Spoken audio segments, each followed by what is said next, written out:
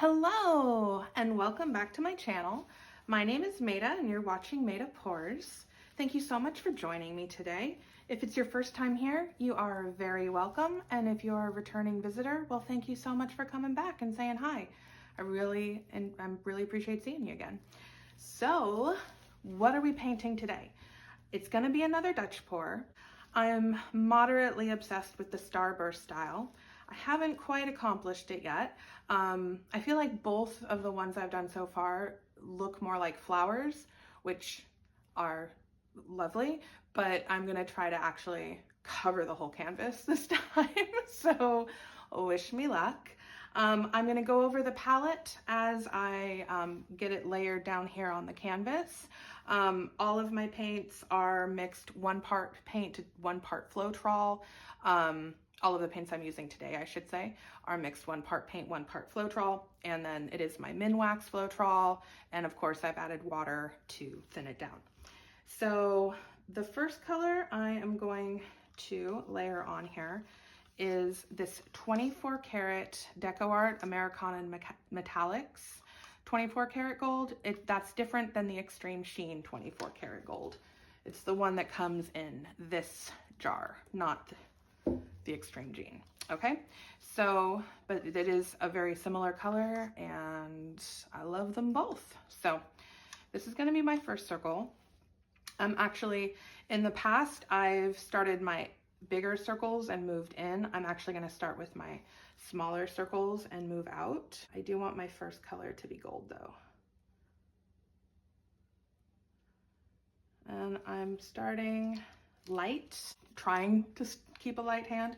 Obviously I always get heavier in one part and lighter in another. And then I'm going to go in with this berry. This is DecoArt Dazzling Metallics in berry. And I'm just going to circle it around there. I'm fine with the white in the middle because I kind of like the way that helps the colors mix when it blows out. Then I'm going to come in with this DecoArt Dazzling Metallics in teal. These are all metallic paints today, by the way. I'm feeling metallic this weekend, I guess. And we got that. And then I'm going to come in with this Folkart metallic in Tanzanite, which is this beautiful shimmery purple. I just love this color. And I'm going to come around and I'm going to just do another circle out here. Now I do have a couple of leftover paints here mixed up.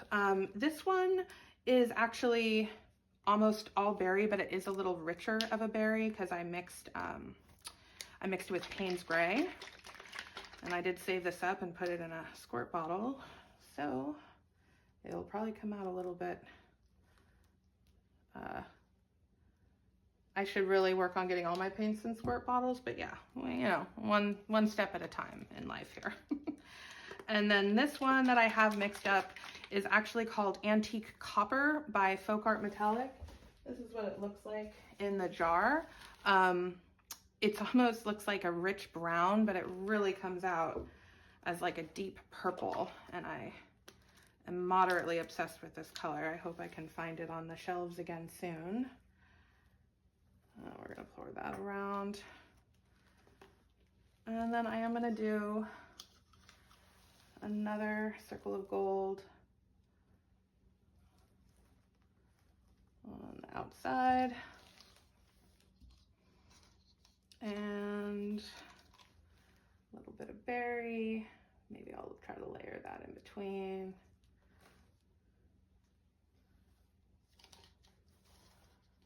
And I kind of, even though it's really thick, I do kind of want both sides to match. So I am going to thicken that up a little bit.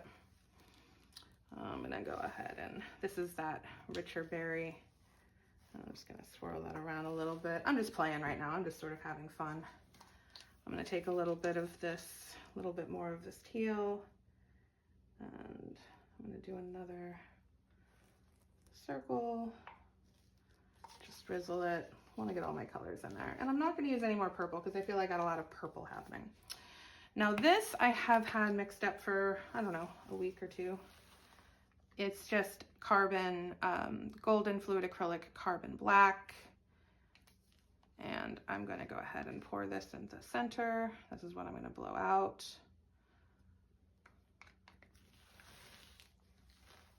I'm gonna torch just to pop any bubbles.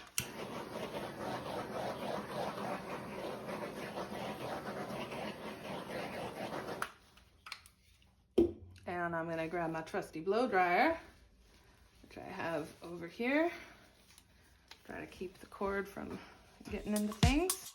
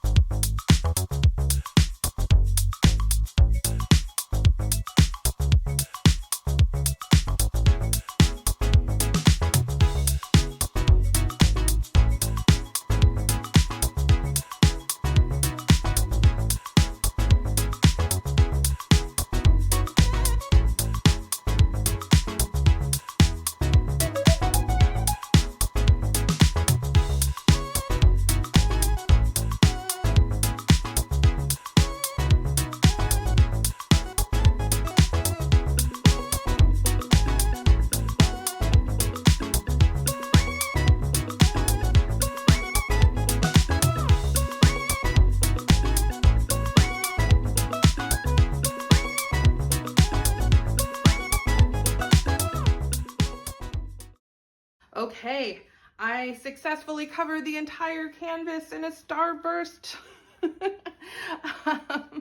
Starburst Dutch pour. I almost now wish I had done the center white, but it's cool. It either way always looks super cool. So I'm not gonna worry about that too much. I always just second guess after I finish a painting, I guess. But there's so many just like fun, cool, so many fun, cool effects going on. I'm gonna torch both to make sure all bubbles are popped and to encourage any kind of cells forming if there's anything else in there that might come up. I always like to really keep my torch moving quickly though. When I do that, you do not want to burn the paint.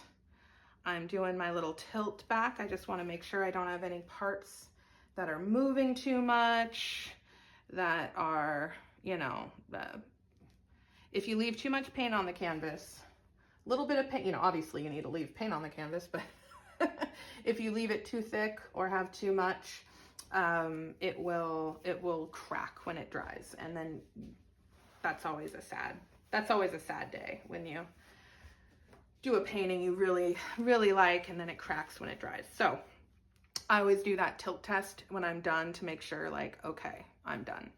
The paint's not moving too much. There's no parts of the canvas where it's pooled or collected too much, and a little movement's okay, but you don't want to see it sliding everywhere.